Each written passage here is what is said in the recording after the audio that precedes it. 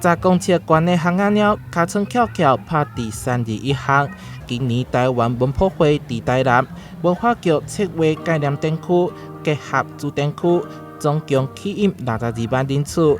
其中，这只鸟仔功劳上大，连副总统萧美琴看了拢非常介意。我来到台南袂看到巷仔鸟，那这只猫还是有麒麟尾的，那也是去到现场才知道，不只是我们有很多的文化。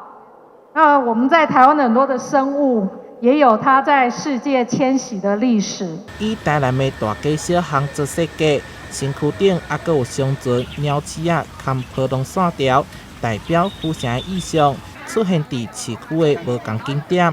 也毋过有人讨论，这摆展出的地点拢伫咧溪南，希望卖当去溪北，替地方观光做加分。只有一只是在我们的明治市政府。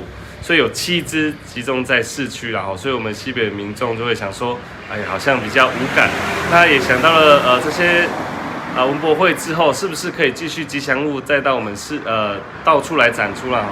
就像之前的红球计划这样子，来创造一个不错的观光效应。巷仔鸟的魅力实在超乎我们的想象哈，我们未来会好好的把它规划，让它变成台南市的吉祥物哈，它会纳入吉祥物家族的其中一员。那我目前呢，的确是。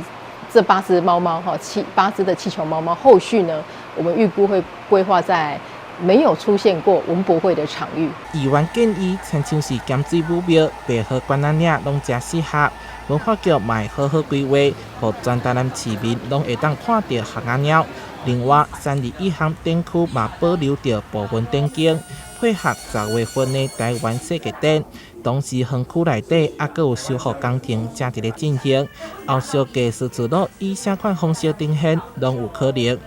台南新闻出来采访报道。